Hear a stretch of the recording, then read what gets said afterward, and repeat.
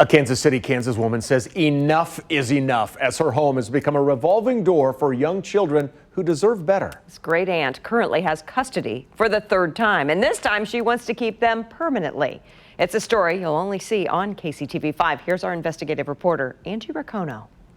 It should never get to this, a family deciding they better go public on KCTV5 to protect their niece and nephew and put Child Protective Services on notice. They had a family meeting and decided this might be the only way to save children from well-documented neglect. I'm hurt.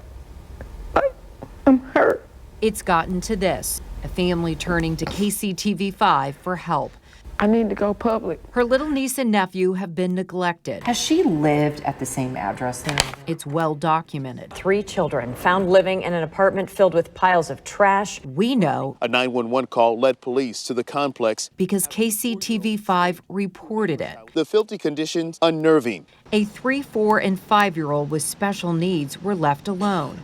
The 4-year-old went looking for food. He was hungry. A neighbor called 911. This is what investigators found inside. Neighbors were stunned. If she don't want them kids, it's somebody that wants them kids. This is going too far. Somebody did. Meet great aunt Janine. The kids call her TT. What was it like when you first got the kids and you learned about the conditions they were living in? It was hard.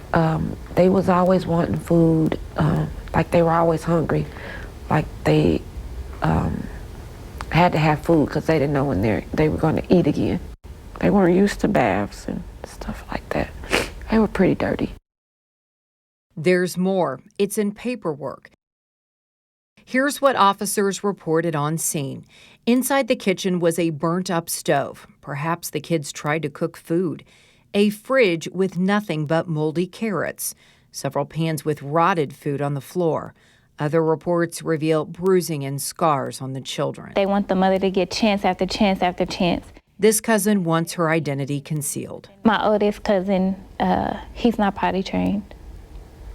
And when we asked him, why do you use the restroom by yourself at night, he's afraid to get up. The 3 children have been back and forth living with relatives, then their birth mother, and then back again. It has been at least 6 foster placements. The kids are now older, and now there's a baby. This is a continued behavior. Police were recently called to this apartment building. Here's the report. The inside of the apartment was very dirty. There was trash all over the apartment, food on the ground, and dirty diapers from 1-year-old in the apartment on the ground. 5- and 7-year-old were responsible for taking care of the 1-year-old sibling. There's no mention of the special needs child, who is now 8. It's unclear where he lives. Another document says he's now in state custody. He's not biologically related to this family, and neither is the baby. But the baby is now in their custody, too, at least temporarily. I am angry as heck. Older kids can talk. The 5-year-old girl and 7-year-old boy told investigators they are left alone every day. The girl called the mother a napping queen and told social workers they don't eat lunch. Sometimes they snack on crackers. There's no phone for emergencies, and the boy said he's afraid every day. Why I keep going through this? The family says they're going public because they have no confidence in a system that has publicly failed with disastrous consequences.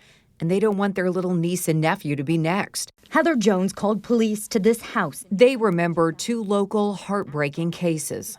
Adrian Jones was just 7 years old when he died. His case made national news because his lifeless body was fed to pigs. He lived his last days trapped in a shower. There were numerous hotline calls warning something was wrong. And 3-year-old Olivia Jansen, her grandparents say they tried to get help too. I've called the cops, I've called DCF. Her body was found in a shallow grave. She was covered in bruises and died of a brain bleed. Her father and his girlfriend face murder charges. I don't want to get a call one day, them telling me I'm going to have to bury them. I'm not going to be able to handle this. So I've been saving up money because I'm just afraid that's what it's going to come to. One day I'm gonna get a call. I'm gonna be burying my niece and nephew. A funeral fund is shocking. It's apparently very real. Saving it up, you know, funerals are expensive nowadays. That awful reality is why this great aunt is going public, saying someday what's going on will make the news. So let it be her and not the children. This is just our first report, and we'll be watching and keeping in touch with this family when they go to court. Angie Racono, KCTV5 News.